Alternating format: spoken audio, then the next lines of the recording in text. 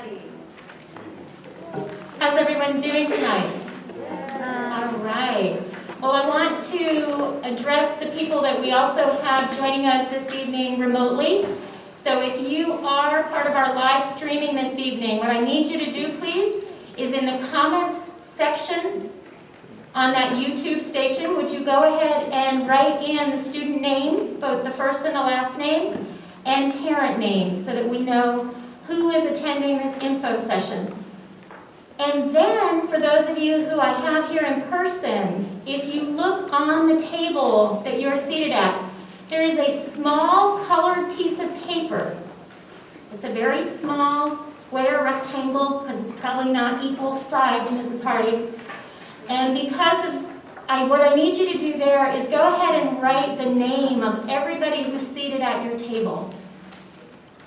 You probably know the reason for this.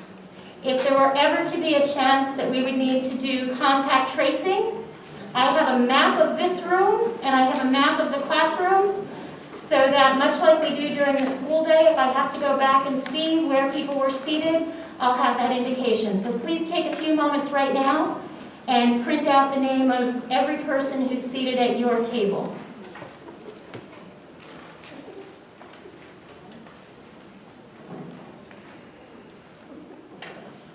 See, I have my handy dandy maps.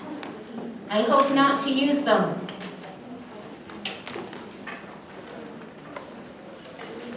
Those of you who are joining us via live streaming, you would have seen on the website that the agenda for this evening was posted there. So anybody live streaming with us, you can access the agenda, but you will find that the PowerPoint this evening is really going to guide us through first parents as partners, and then Ms. Jones and Dr. Bonds will guide us through the info night. So our sophomores and our juniors will have lots of information related to what's in your folders. I would invite everybody to look for the green piece of paper on your tables.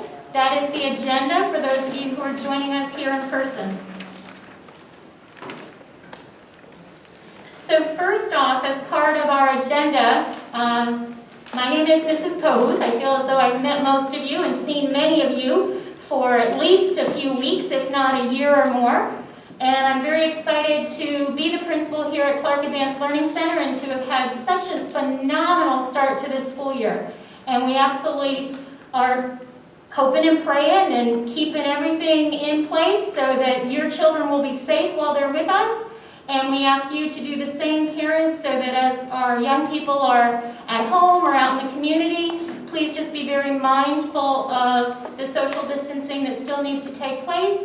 And I also ask of everyone, whether you are here in person or you are remote, if at any time a student is not feeling well, please, please, please, much as we said at orientation, we would expect that you would keep your son or daughter home.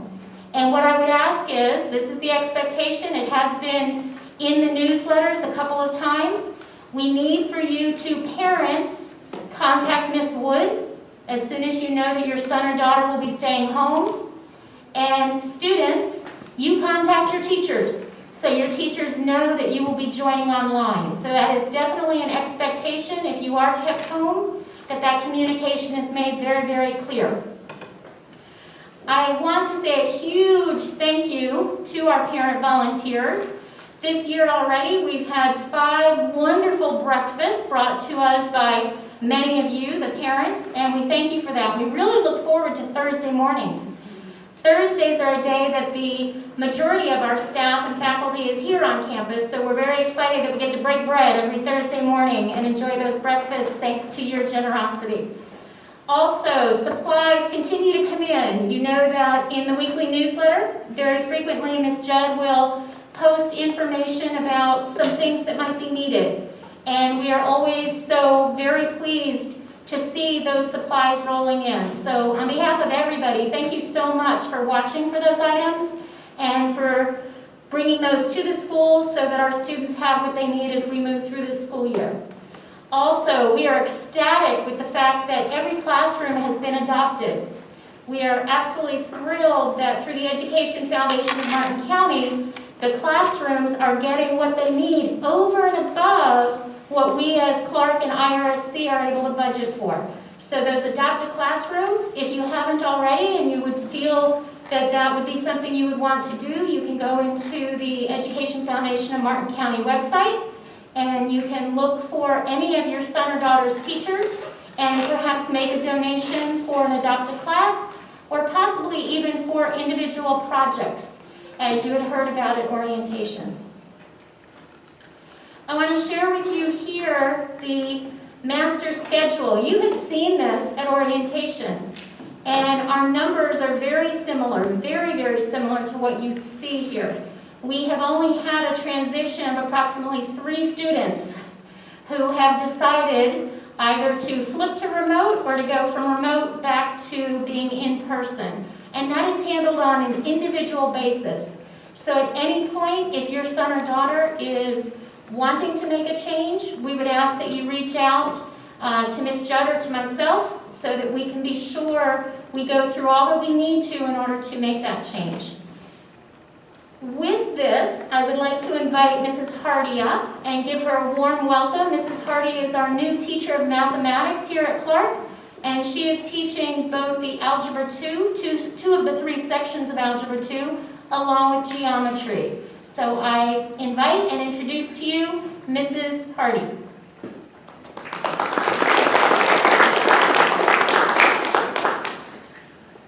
Ooh, this is the first time I've been in front of a crowd with my mask on, so this is exciting to meet all of you. I just wanted to give you a little bit of my background. I've been a teacher for 17 years, math teacher for 17 years, and I just started here. I am so happy to be a part of the family here at Clark. And if your son or daughter has me as a teacher, I am currently teaching remotely. And that is new for me as well, so there's been a bit of a learning curve, so I do thank you for your patience. I do believe that we have now found some forward momentum. So I do look forward to a very positive and just a great school year, and I'm thankful to be here. It's nice to meet all of you.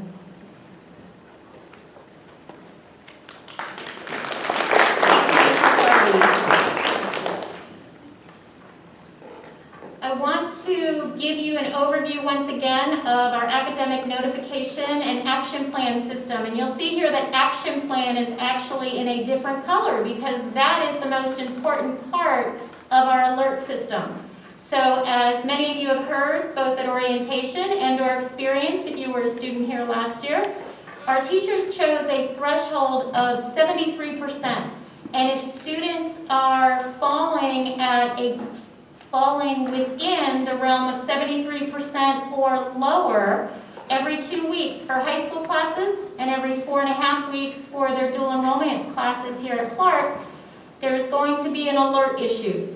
That alert comes from the teacher, and that alert's being shared with the student, the parents, the guardians, and what then needs to take place is an action plan. So students, that's where you come in.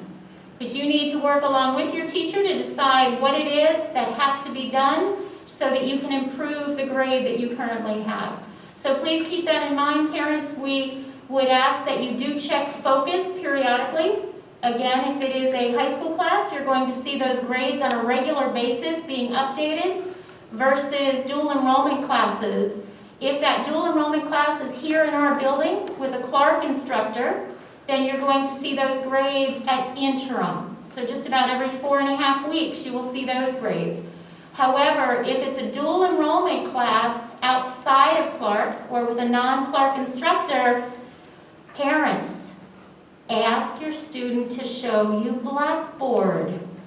Because when we're talking about college classes, we're talking about Blackboard. I don't have access to it. Ms. Jones doesn't have access to it.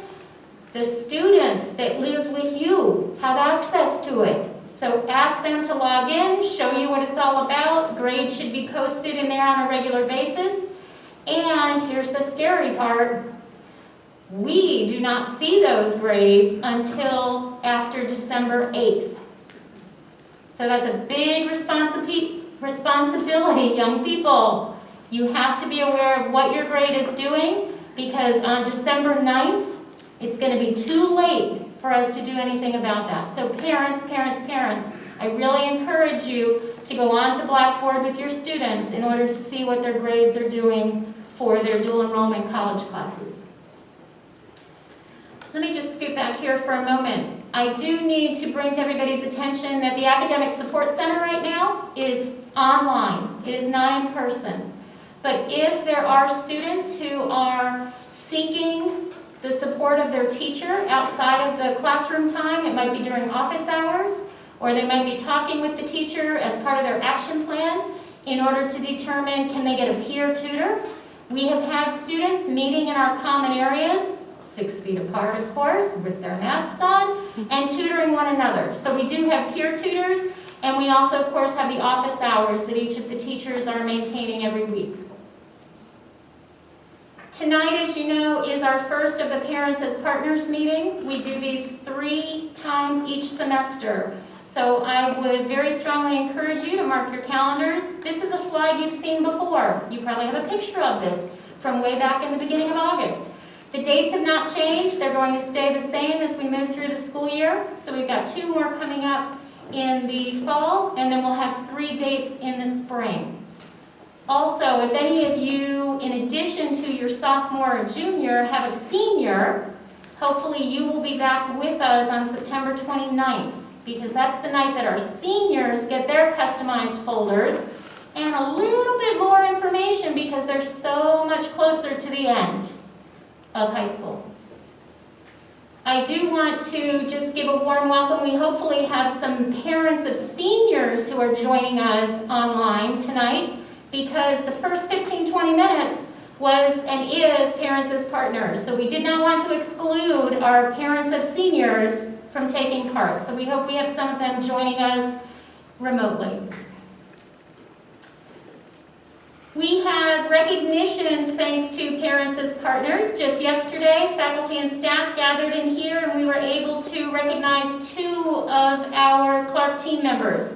We recognized Mr. Judd, who you'll see there on the left-hand side, and he received a traveling crane, as we call it. Parents as Partners, going back 7 years ago, they decided that what we wanted to do is acknowledge greatness that was coming from our teachers and from our staff members. So I ask on a very regular basis, and hopefully you've seen my emails, or soon will notice these emails if you've not yet seen them.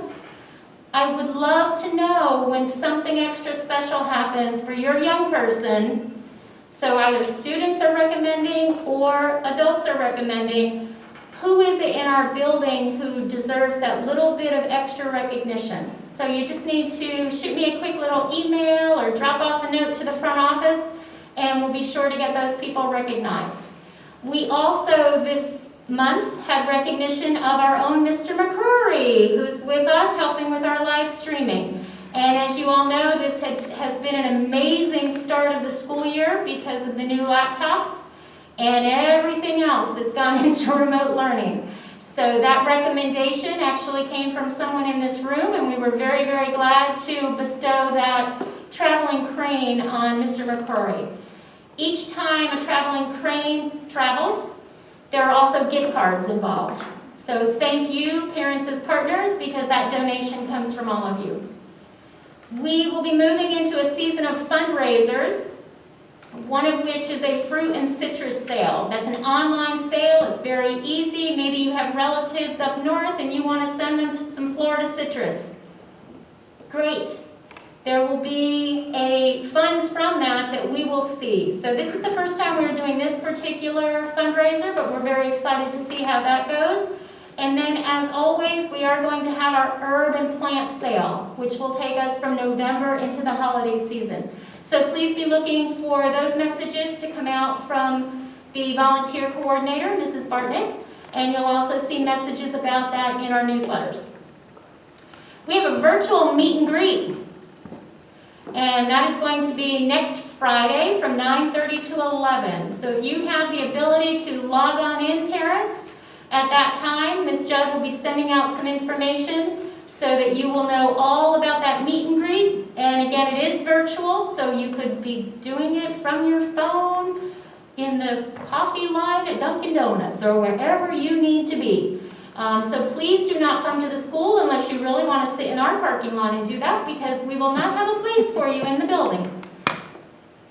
Parent volunteers. When it's possible again that we have volunteers within our building, you will register on the website of Martin County School District. So our new parents in particular, we sure hope there are going to be opportunities for this. And with those volunteers, we need to make sure that the correct level is in there, and that all happens through Martin County School District. I do want to point out one more time, this is again a slide that you've seen before with just a little bit of an addition.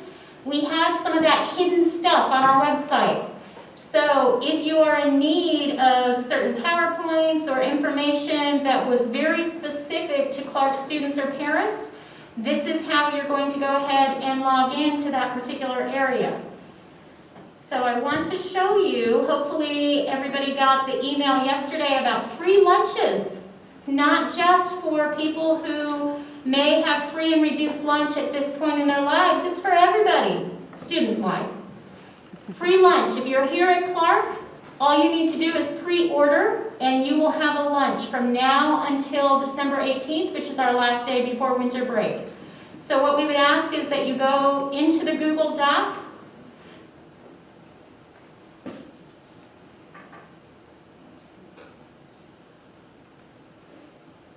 Hang on one moment.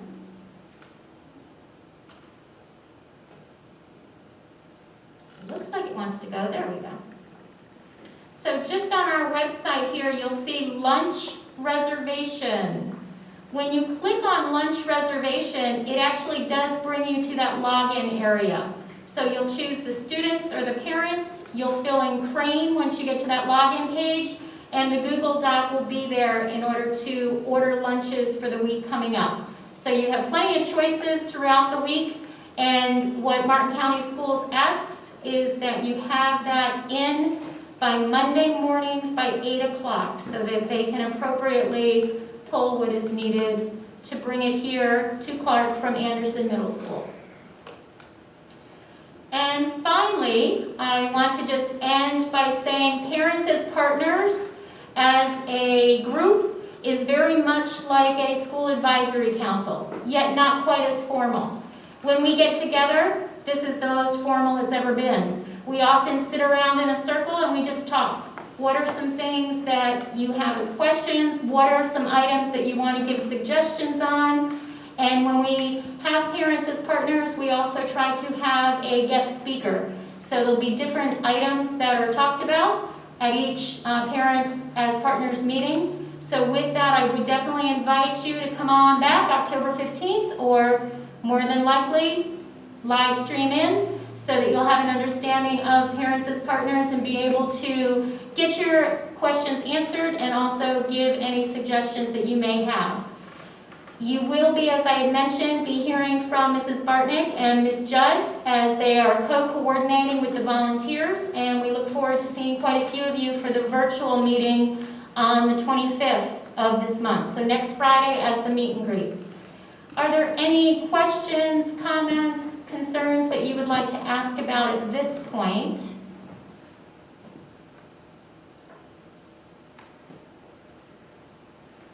And because it's such a big group, that doesn't surprise me. So what I would say to you is, if you have any particular questions at any time, I absolutely welcome your email or your phone call. So you'll see both my direct phone number there and my email address.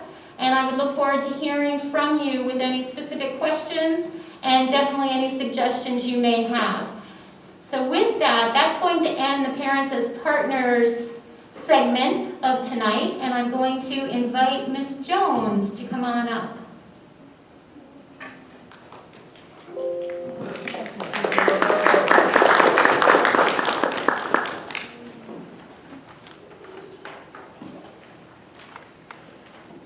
Hi,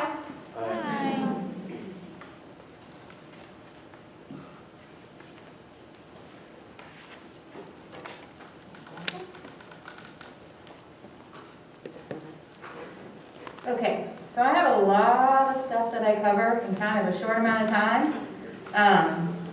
So bear with me. If you miss anything, this is recorded. I'll send out the PowerPoint and everything else either tomorrow or next week, and also a recording of this, just in case you just want to watch my awesomeness over and over again. I don't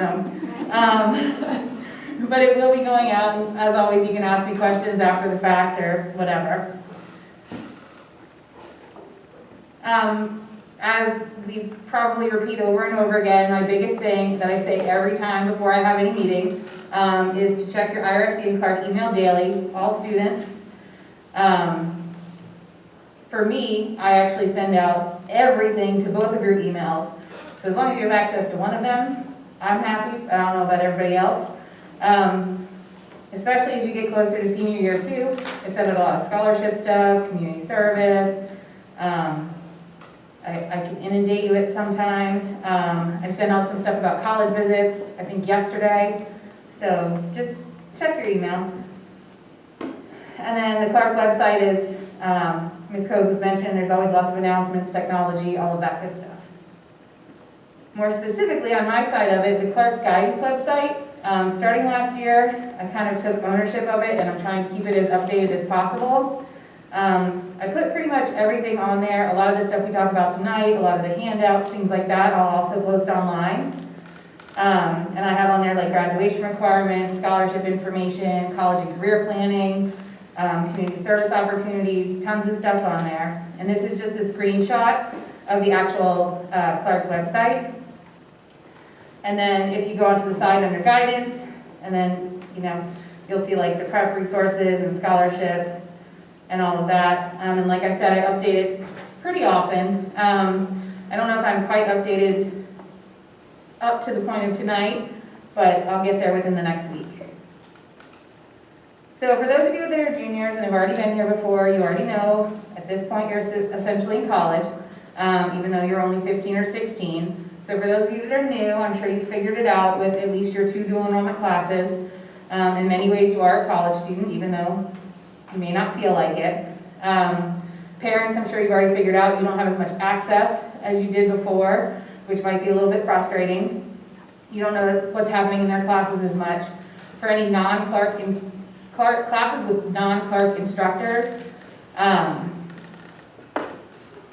they won't communicate with you as often as maybe as the high school teachers would, even if the high school teachers here are teaching college level classes. And IRC instructors are not required to respond to you if you email them because they consider your child an adult. So if there's any communication needed, you may actually have to go through your student, or your student may have to reach out and contact professors if there's any issues, because you may not get anywhere, and that may make you really angry. And I understand that, but they view your child as a college student, so they want them to be responsible to reach out. Focus is just grades posted for Clark teachers only. Sometimes if they're in dual enrollment classes with our Clark teachers, those grades may not be in Focus. Those may actually get posted in Blackboard. If you want access to Blackboard, you actually have to get that information, the login information from your student. We don't have access to it. Nobody does except the student themselves. So if you want to be able to see their grades, hopefully they'll give you that information. Something to keep in mind for the college classes. In high school, you're used to there being, 30, 40 things that make up one final grade at the end of the year or at the end of the semester. For your college classes, you may just have 3 or 4 tests. You may have a drop test in there where, say you have 4 tests, you did bad on one, you can drop the grade, you may not. So something to consider when the college classes come into play. Those stay on your transcript even beyond high school and into wherever you go afterwards. So you just want to be a little extra prepared in those classes and keep on top of them. Don't count on extra credit. College teachers aren't as nice as your high school teachers are. You must review the course syllabus, so they'll have the deadlines, the expectations. I'm sure all of you are starting to slowly adjust to Blackboard, where teachers post everything as far as for your college classes. So I don't know whether you need a planner or what it is, but make sure you read through that because that's kind of the gospel for the semester of your class, is your syllabus. And I know it's a horrible, horrible thing, but you may actually have to read the book and like read chapters all the way through. Especially this semester, it's weird because so many classes are hybrid. So you may have a class that's at the college that only meets once a week. So you're going to have a lot of additional reading that you're not getting inside the classroom through lecture. And again, you have to initiate conversation with your professors. Parents can't do it for you. If you have any issues with grades or whatnot, I have a lot of students that will come in at the very end after the semester has passed, and they have a concern with the class. They don't agree with the grade, but it was like an issue that was ongoing throughout the semester. It's a lot easier to talk to them in the semester that the issue is actually happening than having to track them down later and involve your advisor and everybody else to try to recoup what you think you would have earned in the semester that you were actually taking the class.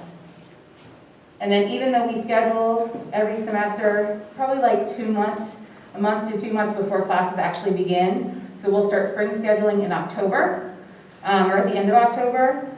You may pick a full schedule of dual enrollment classes for the spring, but say you end up with like a couple C's and a D.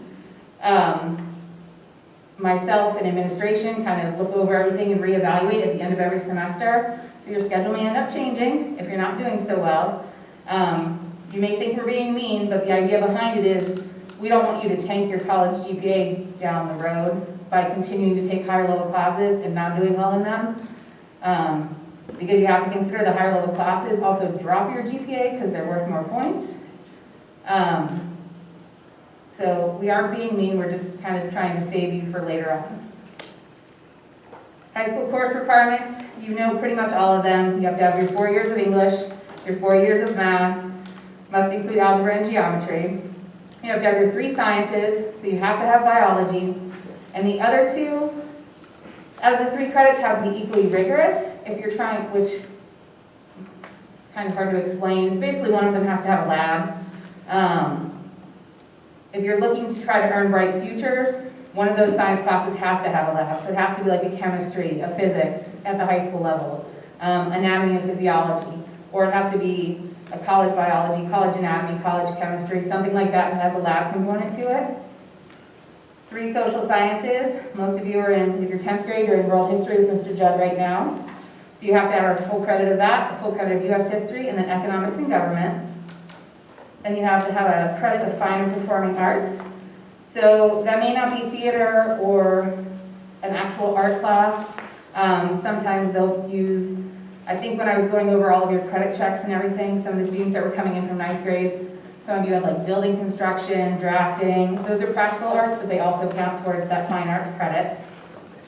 You need your 1 credit of PE, which is either the credit of hope, the full year of hope, or a semester of personal fitness and a semester of a PE elective. And then 8 elective credits. We require a half credit of internship your senior year with Dr. Bond as part of your 8. Most of you will probably exceed the 24 credits you're actually required just because you're taking dual enrollment, and sometimes they count for more than a high school class will count. And then foreign language is actually not a high school graduation requirement. So you could get out of high school without taking foreign language, but if you're either trying to earn your AA or you're trying to go straight into a university after you leave here, you do have to have either 2 full years of a high school language or 2 semesters of a college level language. And they have to be the same. You can't do like college Spanish 1 and college French 1. It has to be the same language at the same level. And then everybody in here is lucky because the virtual online course is being met because all of your classes are either hybrid or online this semester. So you can check that off because you guys are going to be done with it.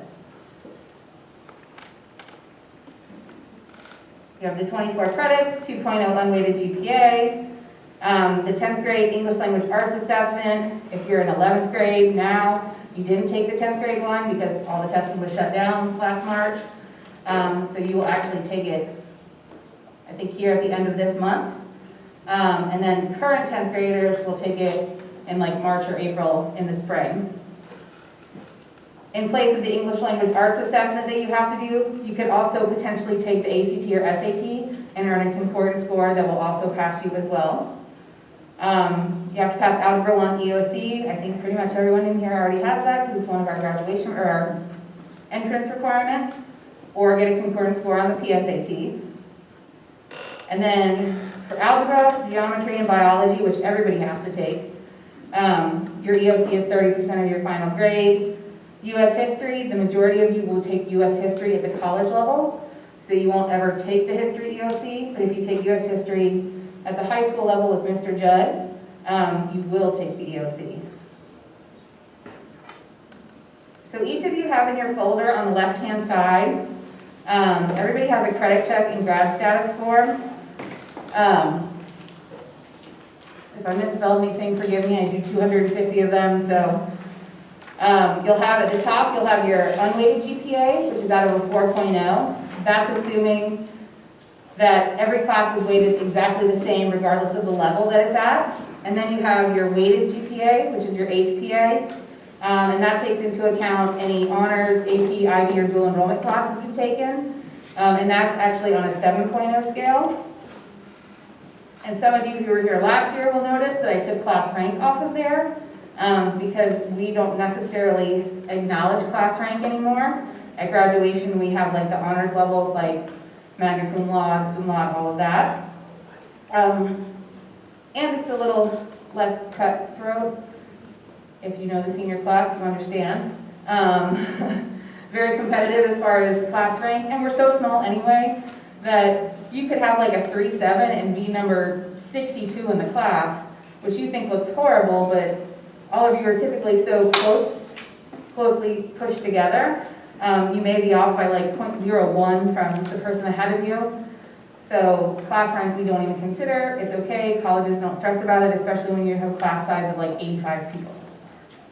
At the bottom, there's the FSA reading requirement and whether you passed Algebra 1 EOC and then virtual course. And again, you'll all have the virtual done this semester if you don't already. And then I have it separated your actual requirements, if you completed it, what the grade is, or I just have the class listed if you've completed it. And if you're currently enrolled in it, I have that written on there as well.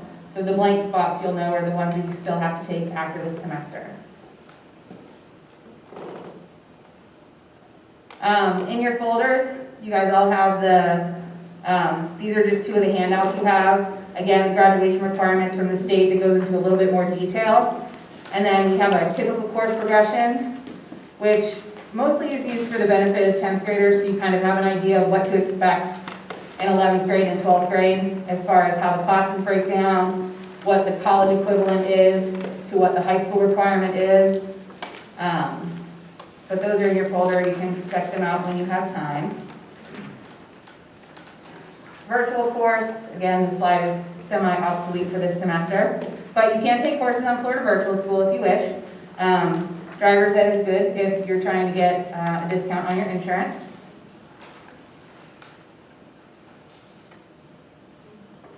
Credit recovery. If you get a D or an F in a high school class, you can retake it. And if you earn a C or better, it'll take that D or F out of the GPA equation. It'll never disappear. It'll always be on your transcript. It just won't be calculated into your grade any longer. If you get a D and F or you withdraw from a college class and it's something that you need for your AA or you wish to retake it, you will have to pay out of pocket to retake that class. Which is the equivalent of 3 credit class is about $315. You may think you withdraw from a class now because you're feeling like it's too tough or you don't like the instructor. Even though a withdrawal doesn't impact your GPA, if you have to take it again, you'll have to pay for it, so it still stinks kind of regardless. But if you're going to withdraw from a class, you have to get approval from me first and from a parent in order to withdraw, and if you see it's in your best interest, then we'll go ahead and withdraw. But so far, so good. You guys were great. There were like minimal schedule changes. It was awesome. And then for just a moment, Dr. Bonds is going to step in.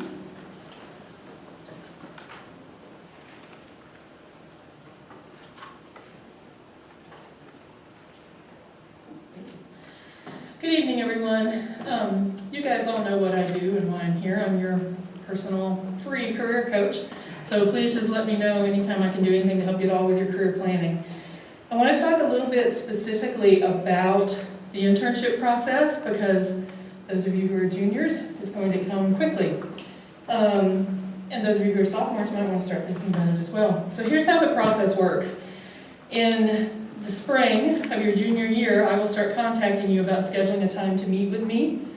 You will do some online career surveys that look at your interests and your skills and how they match up with careers, and you'll do a resume draft for me, and then we will sit down and talk about what you would like to do for your internship. I try to find something as close as possible to what it is you would like to do.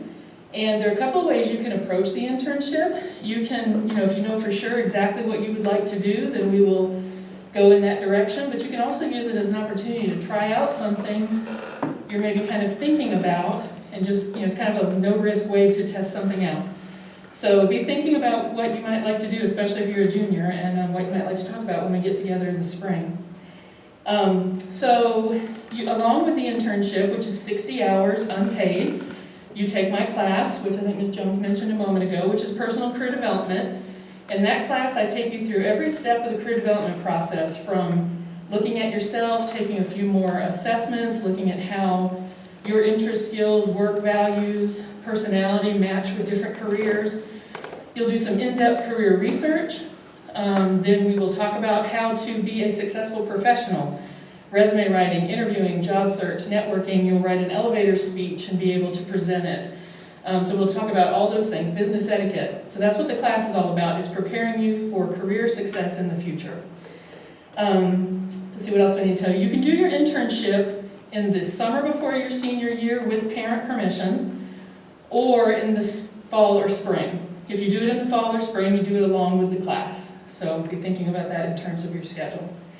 At the end of the class and at the end of your internship, you'll do the capstone presentation. The capstone presentation is about your internship and what you did and what you learned and how it's impacting what you were thinking you would like to do in the future at that point. So it'll be about your internship and about your career plan at that point. Some internships have a project. For example, if you work with an architect, we have one architecture firm that has their interns design a model of their dream home. So some internships have a project that goes along with them. Most of our internships are more observational. For example, if you're doing your internship with a surgeon, there's not really a lot of hands-on work you can do as a high school student with a surgeon. So it's observational, which is equally valuable. But a lot of people get kind of caught up in, I need a capstone project, but you don't really. Your internship is kind of your capstone project, whatever kind of form it takes. So you will present about that and your career plan at the end of the class. And you'll hear a lot more from me about the internship and the internship process, especially those of you who are juniors. In November, we are going to celebrate Career Development Month. We're going to do it a little bit differently this year. Hopefully I'll be able to arrange some virtual guest speakers in classes and some different things. We will be doing the ASVAB, which is a skills assessment. Traditionally, that's been done with the military, but over the last 10 years or so, they've made it a wider career exploration program that they do at high schools across the country. It's a really interesting assessment. You get some really cool results from it. It's not at all tied to the military. We don't send your results to the military or anything like that. It's just personally for you. So we'll be doing that on November 13th, and you will hear from me about that and how to sign up for that. And there's always a poetry and poster contest. Career Development Month is a national thing that's sponsored by the National Career Development Association. They do a poetry and poster contest, and we kind of get in on that as well, whatever their theme is, and we'll do that. And I believe our winner is here from last year. So that's always a lot of fun. So be on the lookout for that. Other thing I want to point out to you that I like to always mention whenever I have a chance is there's a website called mycareershines.org.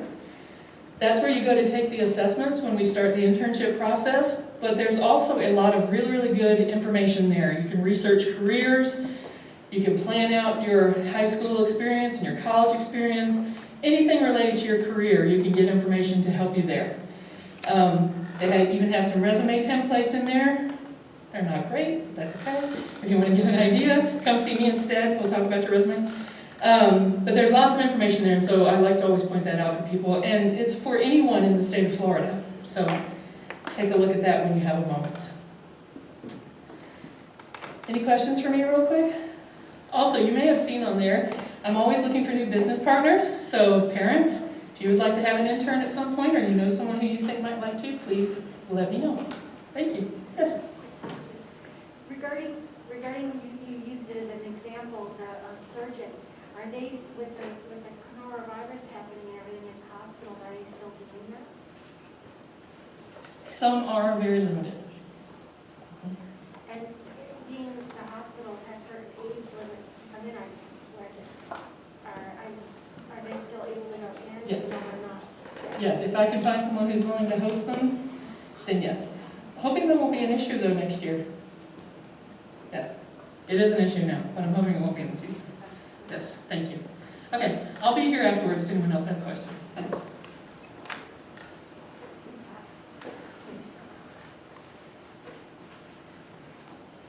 Okay, so in addition to having me here on campus as your counselor, all of you, now that you're IRC students as well, also have an IRC advisor that was assigned to you when you first registered.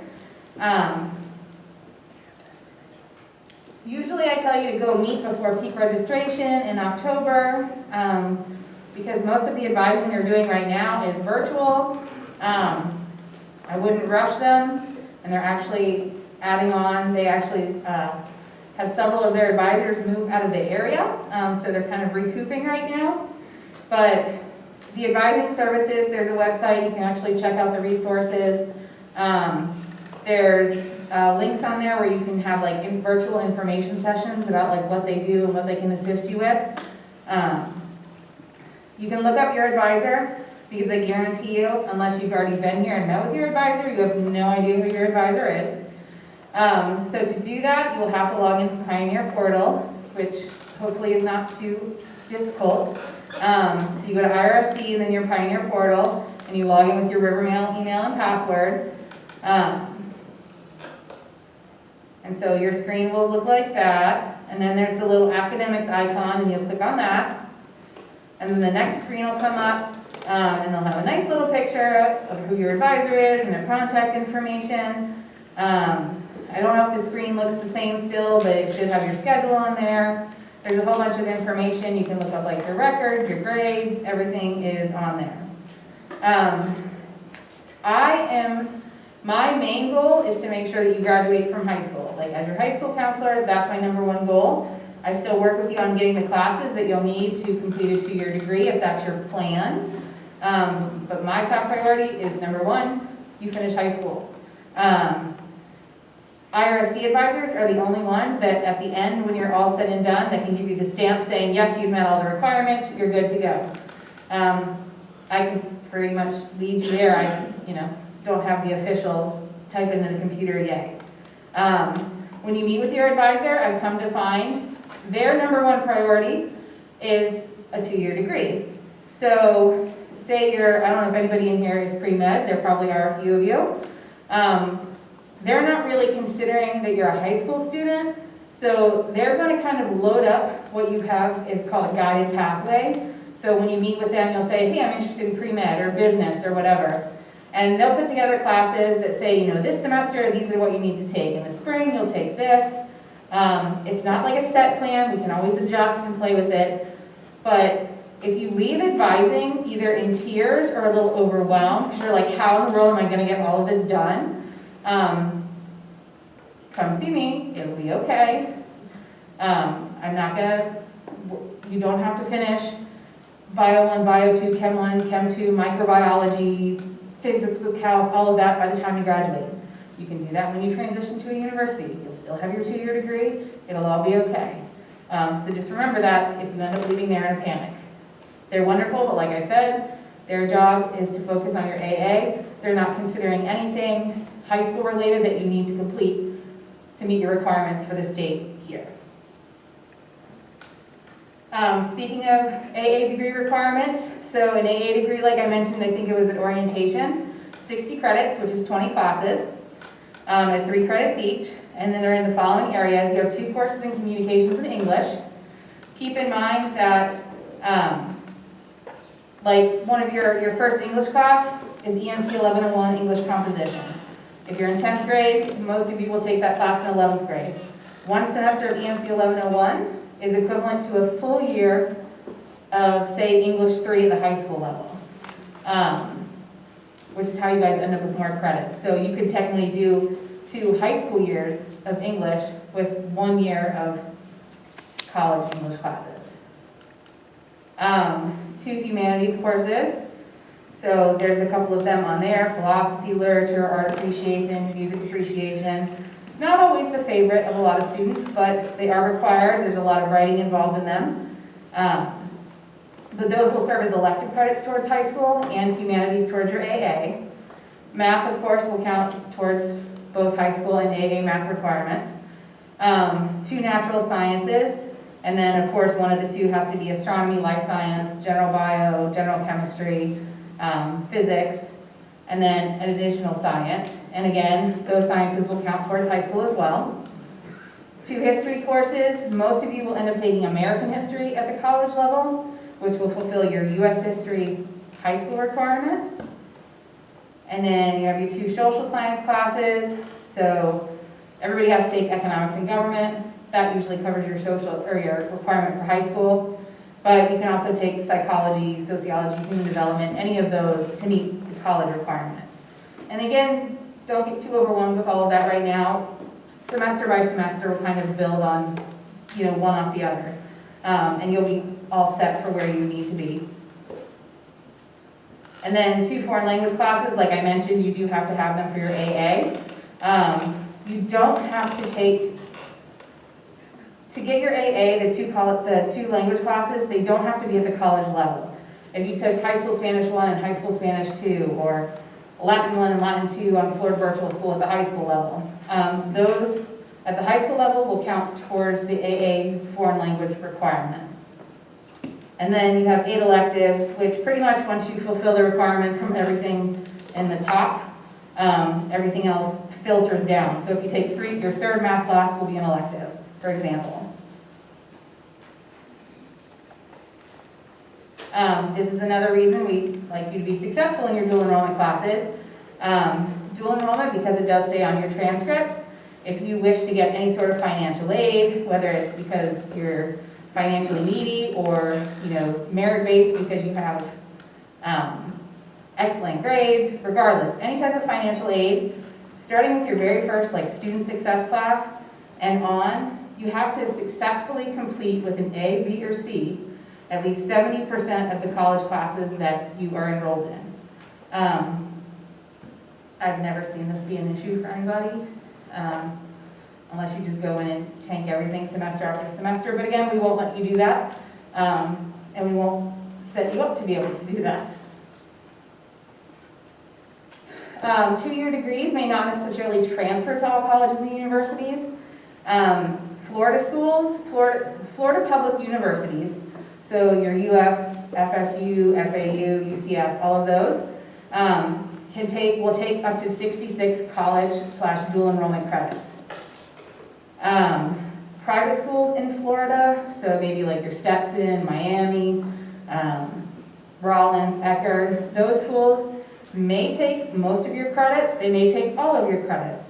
But depending on what their degree requirements are in their classes, if they're not necessarily equivalent to what is taught at the state level schools, which IRIC is considered a state college, they may not accept it. There may be a couple extra things you have to take. Most of the southern schools, so if you go out of state like Georgia, Alabama, Tennessee, they'll take a lot of what you've already taken, or they'll accept a lot of the credit. A lot of the northeastern schools, pretty much if you've taken it, if it was used to meet a high school requirement, so say you took English Comp 1 to meet your English 3 requirement, because you're meeting a high school requirement, they will not accept your credit. And so you essentially get to take the class over again once you get up there and spend more money. So just something to consider if you're thinking of going out of state or thinking to going to a private university. You might want to start looking now to see what they'll actually accept as far as dual enrollment credit is concerned, if that's even an issue for you. And a 2-year degree doesn't necessarily mean that you only have 2 years of college left. First and foremost, I know it's an amazing thing that you can graduate at 18 with your 2-year degree, but you also get to work for the rest of your life. So you don't necessarily have to rush it. I know a lot of people do it for the savings purpose, but most of you will be 18 when you finish. You may be 20 or 21 when you finish your 4-year degree. And then, what are you going to do after that? But a lot of the students that will leave here, depending on the major, like say you want to do engineering or one of the more technical, like lengthier majors, you might end up having an extra 3 years after. So it doesn't necessarily cut 2 years off, it'll still cut quite a chunk off, but it won't always cut exactly 2 years off. Or in a different instance, I have someone who's a bio major that wants to go pre-med. She ended up finishing in a year and a half. So it kind of just depends on what you're wanting to go to school for. I know you probably won't remember this now, but I'll tell it to you every year. You're applying as a freshman when you go to college, or when you're applying to college, even if you have a 2-year degree. You're applying as a freshman because they consider you a freshman because it's your first year after high school that you're going into a university, that you're not a high school student any longer. The benefit to you guys, if you do earn your 2-year degree, is that, say, and you know, I always use UF as my example, go Gators. Sorry, Dr. Bonds. Say you want to, that's your dream school, but you don't get in as a freshman because maybe your test scores weren't high enough or whatever the reason. The good thing about having a 2-year degree is you can then turn your application over. If you get denied as a freshman, you can then turn it over into transfer admissions, and potentially have a second shot at getting into like your dream school if that's where you want to go. Keep in mind though, if you end up going transfer because you don't get in as a freshman, transfer will only accept you if you've completed all of the prereqs for whatever program you're trying to get into. So say you want to be like business administration. At UF, FSU, pretty much any of the schools, they have the same requirements. If in that 2 years before you flip over as a transfer because you couldn't get in as a freshman, if you haven't taken statistics or microeconomics or business calculus, they're not going to let you in, so that second chance is kind of blown. Doesn't mean you can't go somewhere else, but just something to consider. If like there's a major you already know and there's a school you're pretty certain on or an area, I would start looking now at what the prerequisites are, so that we can kind of set you up to take those classes as you go, just to give yourself more of a shot to get into somewhere you may really be wanting to go. Also keep in mind, you're applying as a freshman, but most of you are going to go in as like a junior, at the junior academic level. And there's more of a push to have an idea of what you want to do once you get to the university. I know I had someone who graduated 2 years ago and went into UF as a transfer, which was fine, but went into UF as a transfer at 18, and was in classes with students that were 21, 22, 23 years old. And it may not seem like a huge difference, but it's definitely a huge difference, you know, socially, academically, mentally, everything. So they would have study groups for his classes, but the groups of people that would meet up at the bar.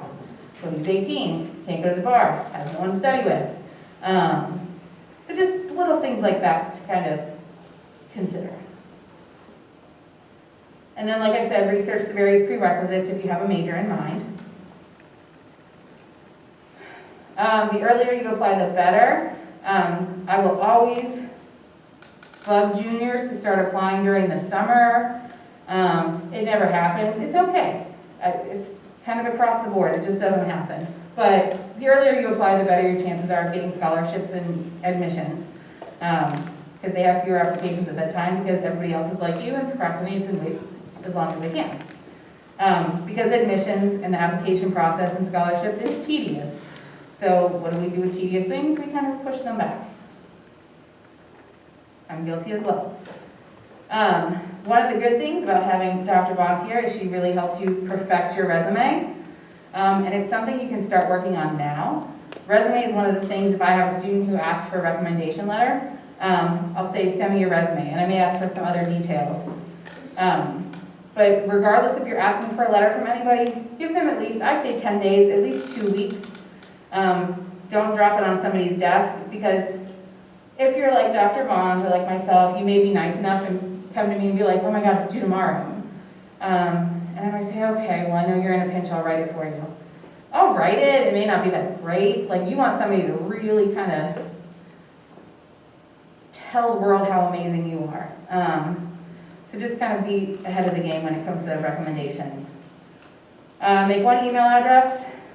That's for colleges and scholarships. If you're a 10th grader, when you take PSAT, I can guarantee you after you take the PSAT, you will start getting inundated with lots of emails from colleges and scholarships and lots of other things. Try to have one email address where all of that stuff goes, so you're not trying to sort it through several emails, and try to keep the email address professional. One thing that you could do if you want to use your Clark email address, the Clark email, because it's Google-based, will actually stay with you forever. And, you know, it's about as professional as you can get, first name underscore last name. But that's just a suggestion. If you have a disability, so anybody here that may have an IEP or a 504 plan and gets any sort of accommodations, you're going to have to advocate for yourself at the university. If you currently have one right now, if I or Mr. Judd has not talked to you about it, if you want whatever accommodations you have on your 504 or IEP, if you want to use them at IRSC, you have to apply separately to IRSC so that the college instructors will give you that assistance as well. Acceptance doesn't guarantee admission. I know you guys aren't in the application part yet, but just keep in mind, keep up the grades, you know, stay out of trouble, don't do dumb things because you turned 18. Be honest, don't lie in your applications, don't make up your grades because you think it sounds good, because they'll find out. As everybody tells you, be careful of what you post on social media because admission reps will check it out. Or at least make things private. The whole world doesn't need to know your business. And this hasn't happened in a couple years, but it was like a year or two ago, people were getting phone calls and letters about college test prep programs and like, hey, if you pay us $99, you get all of these wonderful, we'll apply to scholarships for you, and we'll do all these wonderful things, and you'll have all this test prep. Reputable organizations will not contact you and ask you for like your credit card, your bank account, password stuff. You would really think that this was something you wouldn't have to tell people, but it happens at least every year to at least one person in the class. What are colleges looking for? So, what I like to refer to it as, they're looking for the G scale. So they're looking for your grade point average.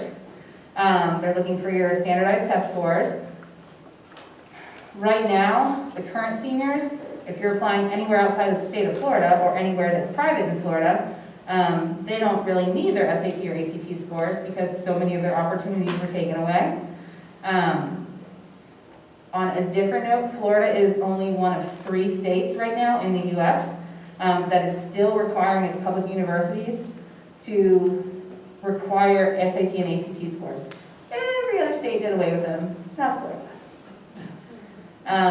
But hopefully by the time you guys are applying to colleges, or if COVID continues to that point, which I hope it doesn't, you are going to have test scores. And if you're staying in Florida, it's not going to change for you anyway. So, course selection. When I say course selection and they want you to take rigorous classes, you don't necessarily have to like take 19 credits and the hardest thing you can possibly imagine. They want you to take what is rigorous for you. So say, I don't know, say you're going into math and you're in Algebra 2 right now, in Algebra 2 honors, like don't make yourself crazy trying to get into like that college level math class right now. You take what's going to be rigorous for you at the time and be successful in those classes rather than trying to make yourself crazy and taking on too much and then your grades possibly, you know, failing because of that. Auditions, portfolios, interviews, a lot of you actually won't have these unless you're going into like a specific program, like an arts program or theater or music. You won't necessarily have auditions or require portfolios. A lot of the more prestigious Ivy League schools will require interviews. There's not a lot of places, at least in the state, that require interviews. Letters of recommendation, as I already mentioned. Your essay, when you start writing these essays, Make sure you have at least 2 people proof these essays, because you may think it sounds wonderful, and you just want somebody to check it over. And then there are extracurricular activities. They're looking for more than just academic success. Last year, I talked to representatives from like the big Ivy League schools like Harvard and Dartmouth and all of those. They want to see kids they want to see that you go to prom. They want to see that you're taking the high school art class because you have a passion for art, and you're taking that instead of taking, Calc 3 or whatever. Like, they want to see that you have a little bit of balance. If there's something you want to take, but you're holding back on taking it because it's not going to raise your GPA enough, do what's going to interest you as well. Like, they want to see some variety, not that you're just an academic student and that's all you are. They want to see a strong personal essay. They want you to sell yourself kind of to them, but only if the school wants an essay, but most schools do at this point. Oh, just kidding. I thought I had an extra point on there. But basically they want to see that you're well-rounded, sports, clubs, work, if that's what your requirement, for family purposes, if you have to work and you can't do clubs and sports and everything, when it comes time to that, explain that. Even hobbies, they want to hear that, hobbies may not be something that you think, it's not ticking that box, you're not National Honor Society, lacrosse, everything else. If there's hobbies that are out there that maybe are not, documented or, named in some sort of way, you like to, you like to knit or something, include stuff like that. Finding what fits. One of the things that I always say every year is most people, I would say, wouldn't go out and just buy a house without seeing it. Wouldn't go out and buy a car without seeing it, checking it out, what it's like, what the features are, how it looks like on the inside, if it'll meet their needs. It's a big expense, just like college is a big expense. So you want to actually go out and check out the colleges and kind of find the match that's best for you, whether it be a small school, whether it be a liberal arts school, whether it be a Division I, whatever. So you kind of have to ask yourself, what are your academic interests? I had a student last year who, I think it was Flagler that he really wanted to go to, and was dead set on Flagler, and we talked about what he wanted to do, and it was engineering, and I was like, Flagler's enough for engineering? So kind of think about those things. You would think you would ahead of time, but what kind of student are you as far as, do you like, the bigger environment? Do you like being really involved? Do you like kind of being to yourself and having a smaller, a lot of you like the Clark environment because you like the smaller, close-knit, setting. How do you learn best? Do you like the bigger classrooms? Are you okay with being in a class of 250 people, or do you prefer being in a class of 8? What activities outside of class? Are there lots of clubs you can join, or murals, sports, or is it, more of a smaller culture that isn't as involved?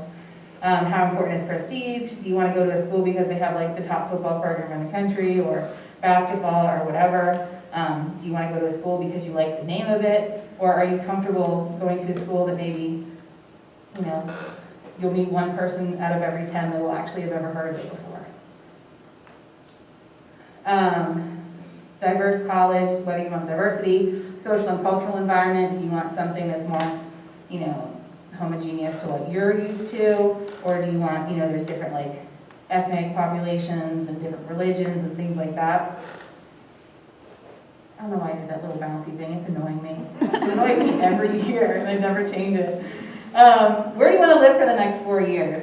Do you want to live in the heart of Miami, or do you want to, move to Gainesville and live in, which is kind of suburban, kind of rural, depending on where you are.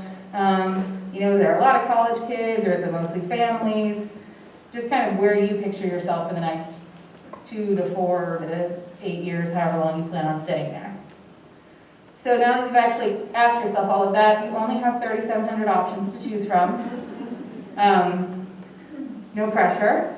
So there's different places. There's College Board has a website called Big Future, and the Princeton Review also has a college search site where you can look at schools based on location, if they're, only females, only males, if it's based on cost, based on the majors they have, like you can really narrow it down. And that will help you kind of get an idea of schools you may want to apply to down the road. These two are in your folder. There's the college comparison worksheet. If you're kind of, I have a senior right now who I think is applying to 14 schools, which is just mind-blowing to me, cost alone. But we were talking yesterday, and she goes, well, what if I do? What do I do if I get accepted to all of them? Like, how do I pick? And I was like, I don't even know how you pick at that point. So, try to narrow it down, compare, using, comparing expenses. Do you want to be involved in sororities or fraternities? Do you want to be super active? Money is usually a big thing. Who's going to give you the most money? And that's pretty much what I told her. I was like, go with whoever gives you the most. And then there's also a college application checklist, which you can use down the road. And again, I'll post all of that online. College visits. Every year for the past, I think, 4 years, I've done like a college fair in here, which has been pretty well received. You usually have between 25 and 30 schools in here, but due to coronavirus, we cannot do that. And most of the college reps won't actually come onto campuses, at least this year. So I sent this out yesterday in an email, but right now we have 3 schools lined up. Technically 4 if you consider FAU Honors College kind of its own separate entity. But coming up next Monday is FAU and FAU Honors.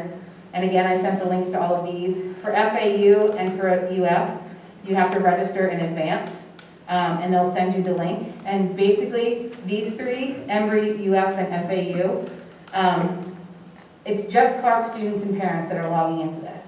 So it's the admissions rep for this area, the one that's going to be reviewing your application down the road. You can ask them questions. This isn't open to anybody else outside of Clark.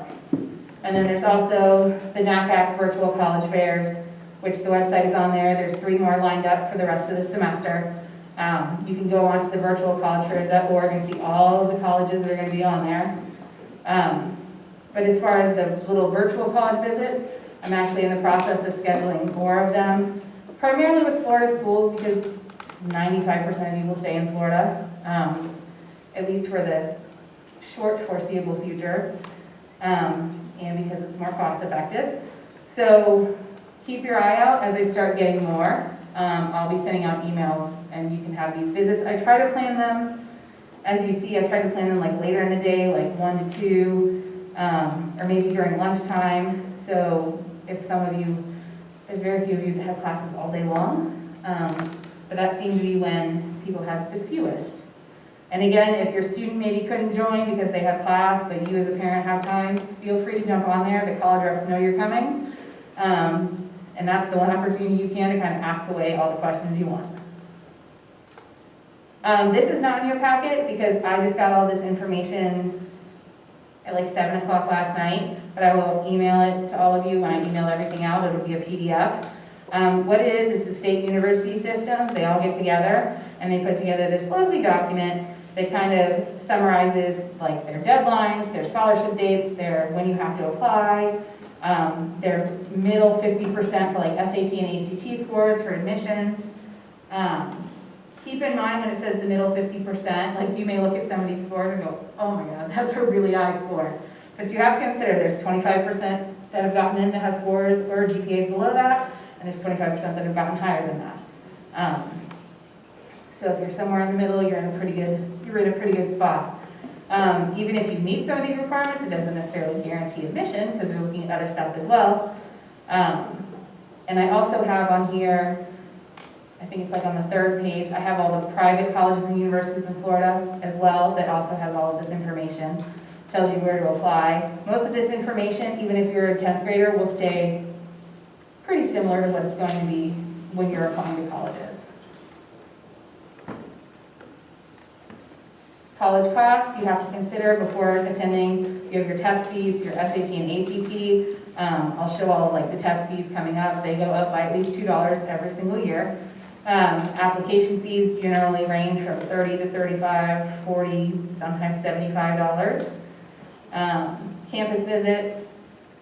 If you can't travel there, there's lots of great campus tour, like e-campus tour websites. colleges are really amping up their virtual visits, so you can kind of tour a college without actually having to leave your home. Private colleges, tuition and fees alone, that's not including housing, food, anything, is usually around $32,000. Don't let that scare you when it comes time to apply. If there's a private college that you're really interested in, private colleges have a lot of private funding and a lot of beneficiaries that like to donate to their schools. So you may actually end up getting a better deal on financial aid at a private college or university than you would at like a public university, because there's just more funding available for financial aid. And then public, if you're in-state, tuition and fees is about $9,000, and then out-of-state it's about $24,000. Beginning in October, so starting next month, you can go onto every single college's website and type in cost of attendance, and they'll kind of give you a breakdown of what it costs to go to their school, tuition, live on campus, live off campus, eat. They'll even break it down to like how much gas it's going to cost you about.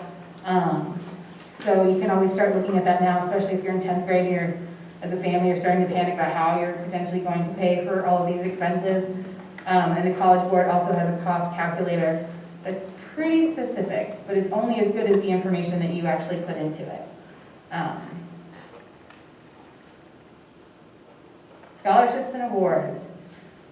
I find when I say begin your list of activities and accomplishments now, I think I put something in there where you can start listing, like putting together your like portfolio of all of your achievements.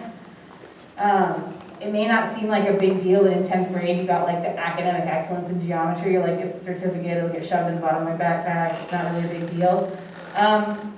Put it out there though, because not everybody's getting those things. Try to keep a list, whether you have like one spot where you have one piece of paper where you kind of write down when you get awards or things. You may not actually keep like the physical certificates or things like that. But trust me, when you get to senior year and you're really starting to think about what you've accomplished and the awards you've gotten, I have kids that are like, I was on honor roll, and they really have to start thinking back to like the things they did in 9th, 10th, 11th grade, and the activities, things that your parents may remember that you did, which I find is the case. My mom remembers so much more about my life than I do. But start kind of listing those activities now. Oh, yep, there it is. It's a high school portfolio. Most of you will know where you worked and where you volunteered. But start keeping a list now, because it's really going to help you when it's crunch time senior year. Check your email. And scholarships are pretty much looking for the same things. Colleges, your GPA, your test scores, that you're involved. If you have a leadership position, even better. They want to see your essay. They like the emotion. I know some of you, maybe in the front row, you might not want to put your emotion out there and like your essays. But they kind of want to see, like, if you have crazy things, going on in your world that maybe other people don't know about, you could put it out there. Because nobody else is going to see this except who's giving you the money. And if you make somebody cry and they're going to give you $1,000, make them cry. And then sometimes you'll have interviews. And even one of the things I say to my seniors when they're applying for scholarships, if there's a scholarship that you see, but it's like, oh, you're going to be, it's only for people who want to be a lawyer. If all they're asking for is an essay and you don't have to prove, 8 years down the road that you have your law degree and you're practicing somewhere, write the essay. Like, take the time. I know it's annoying. And I only use that because I applied for, I think it was the Martin County Bar Association when I was in high school. Obviously not a lawyer. Nobody's ever hunted me down, but they gave me $1,000 and I used it. So, it'll be annoying. Treat it as like another job because it will pay off. Community service, you guys used to have these forms that you filled out and you submitted to Ms. Wood. It's a really good thing I looked at the slide today before I actually put it up here. Or Ms. Wood would have been inundated with all of these forms. But you now put all of your community service hours into focus, yourselves. What you'll have to do, if you have the community service forms already and they're already filled out and signed and initialed, it's just a matter of scanning them and then uploading them into focus. If you can't do that, you have to ask for verification from whoever you did your hours with. So say you volunteered for the Humane Society between, February and December of 2018. They can write you a letter saying, so-and-so volunteered between here and here, earned 75 hours, sign. You can scan that, submit that. It's a lot simpler now. It comes to me, I go into Focus, check everything out, looks legitimate, approve, post it to your transcript. And this is just, you have to log into Focus, you go in the community service hours, student tracker, upload the form, it'll come to me, like I said, bing, bang, boom, approved. There's a helpful websites form, and I also have this posted on the guidance site. Down towards the bottom, there's volunteer opportunities. Most of them are local. There's tons of places in Martin County to volunteer. I also put on there, I think one of the top ones I have on there, a lot of people are asking, where do I volunteer? Because a lot of places aren't open or accepting volunteers because of COVID. There's a website, I think it's called Volunteer Match. I don't know, it's on the form. There's lots of things that you can do from home and get volunteer hours, which is crazy to me, but it's for situations like students like you who right now you can't really go anywhere or do anything to get your hours, but there's different projects you can do that will serve maybe not only our local community, but beyond. Bright Futures. I think this is the first year they raised the scores that you have to have. So although Bright Futures has, I think, like 5 different awards under it, really the only ones you're looking at, there's the Florida Academic Scholars Award, which is 100% tuition at a Florida in-state university. That covers tuition and fees. That can also give you up to $300 a semester for books or anything else you have to pay for.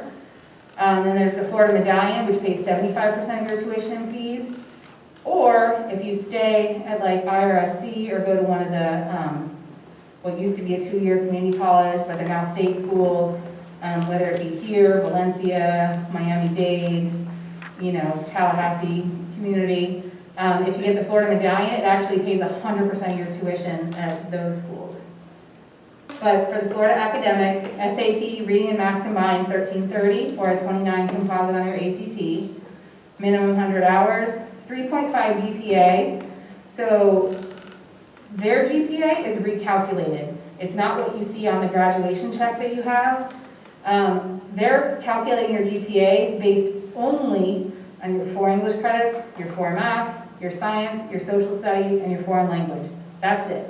They don't care about PE, they don't care about, art, they don't care about any of those. Just those 16 credits.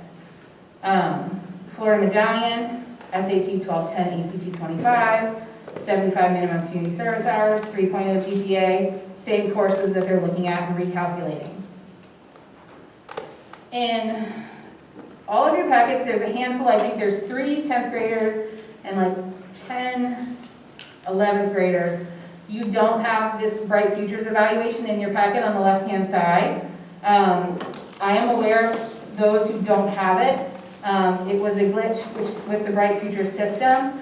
You may not have it because you're taking like a college biology with the lab, and for whatever reason, the state decided it didn't want to read that correctly, so it didn't give you an evaluation, but I will pull a correct one, and I will email it to you and to a parent. So if you don't have one, don't fear, I'm aware, I'll get it fixed. But looking at the evaluation, this is just where you stand right now at this moment. So at the very top, under your name, it'll have the evaluation date. So the last time your transcript was actually reviewed for Bright Futures. It'll have your potential award status in the top left. Everybody will say not eligible right now because you're not towards the middle or end of senior year. If you have test scores, those will be on there on the side. They pull the highest test scores that you have to date. They'll always super score, so say you took the SAT 3 times, you did better on reading on one time and better on math on the other. They'll take your highest scores from each test. Same thing with ACT. They'll take your highest scores from each section and compile them to give you the best possible score. And then there's 2 columns. There's the Florida Academic, and under that it says like EN, MA, so it's your English, math, science, foreign language, social studies. how many credits you've earned to date, total number of credits. Don't worry about the Q points. What's most important is the GPA. So your GPA may be drastically different than what the GPA on your credit check actually is. This is just your Bright Futures GPA. For most of you, your Bright Futures GPA is going to be higher than your actual unweighted GPA. And then below that, it'll tell you for each section, whether it be Florida Academic or Florida Medallion, it'll show you what's missing. So whether your test scores, like on this one, test scores are too low, missing a half credit in science and a half credit in social studies. If you're 10th grade, you have like a bigger chunk of what's actually missing for you. And I update these. Your transcripts get uploaded to Bright Futures 3 times a year. So they're uploaded in, I might actually upload them a couple more times. Well, the district will upload them 3 times a year. I'm kind of crazy, so I'll send them a couple more times, especially if I want to see where you're at or where an update is. But at the end of each semester, like I give these out at the beginning of each year, but say after the fall semester, if you're a junior, you want to know where you stand, or if you want to see if you like brought that GPA up a little bit, feel free to email me. I can pull a report and send a PDF to you of the same thing, just with updates on it. So SAT versus ACT. Juniors, I'm sure you're preparing for that now.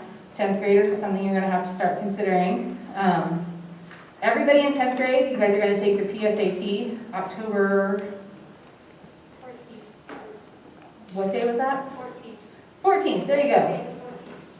Have no fear, we will be socially distant and pretty much taking over this entire campus, building at least, and every classroom that we have available. 11th graders, you don't have to take the PSAT, but if you want to pay to take the PSAT, I think it's $17 or $18 this year. It's really good practice for when you have to take the SAT. And it can also later on link you to like Khan Academy and other resources where you can see where your strengths and weaknesses are and kind of practice to help raise your scores, especially if you're going to one of those schools that are on the matrix that wants you to have like a 1350. You really want to get in all the practice that you can. But SAT versus ACT, they're about the same amount of time they're actually sitting and testing, about 3 hours each. But this kind of breaks it down like how many minutes per section and like how you get your points from each section. SAT, I would always take the SAT. I was horrible at geometry, so the thought that it says lots of geometry for the ACT would terrify me. But for some of you, that's your strength, great. ACT has a science section, SAT doesn't. But if you'll notice on the bottom, as far as time per question, SAT you actually get more time per question than you do on ACT. So you may not feel as rushed taking the SAT as you would the ACT.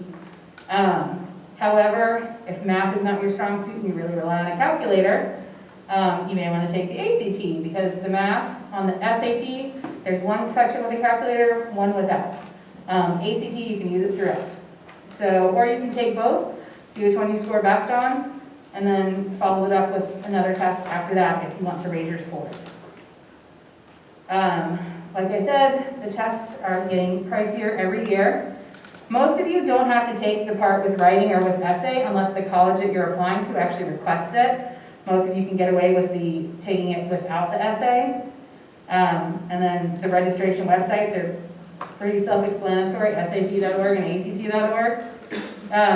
If you qualify for a free or reduced lunch, you get 2 fee waivers throughout high school for SAT.